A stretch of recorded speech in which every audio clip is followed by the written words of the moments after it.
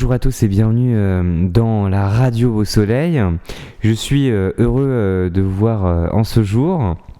Donc aujourd'hui, ce n'est pas une interview, c'est un autre concept parce que on est avant tout un média et un média se doit d'informer. Donc aujourd'hui, je vais vous dire un peu les actualités de ce moment, ce qui se passe en ce moment dans le monde entier si vous regardez pas dans les journaux. Mais bon, ça m'étonnerait que vous ne lisiez pas le journal ou que vous ne regardez pas les infos autrement. Et bah jingle et les infos tout de suite.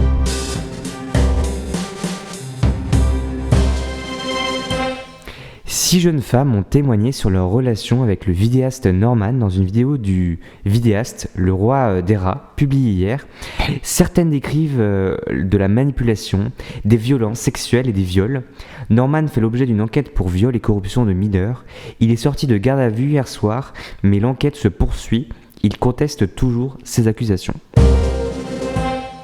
La première ministre Elisabeth Borne a annoncé une nouvelle aide pour faire face à la hausse des prix des carburants. Il s'agit d'une indemnité de 100 € pour toute l'année 2023 pour les 10 millions de foyers les plus modestes qui utilisent leur voiture pour aller travailler. Cette aide ciblée va remplacer la remise automatique dans les stations de service.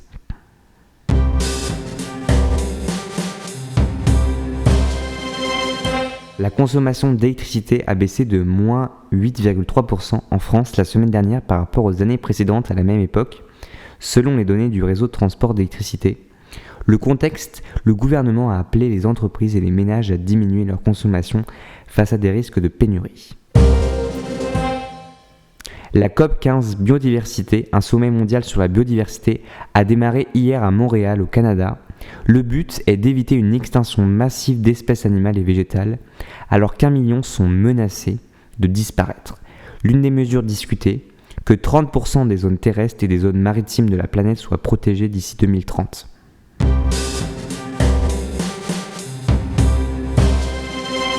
Fabien Roussel, le candidat du Parti communiste à la dernière présidentielle, a remporté le prix de l'humour en politique 2022, décerné chaque année par un groupe de journalistes. Pour cette phrase tenue en mars sur TF1, la pompe à essence est devenue le seul endroit où c'est celui qui tire. Merci à tous d'avoir suivi ce point info. J'espère que vous serez encore là la prochaine fois. Merci à tout le monde, à toutes les personnes de la résidence ou d'autre part, d'écouter la radio. Ça me fait très plaisir qu'il y ait de nombreux auditeurs. Donc continuez d'écouter et continuez d'être tenus informés et venez quand vous voulez à la radio si vous avez quelque chose à raconter, si vous avez quelque chose à dire, un simple mot pour quelqu'un.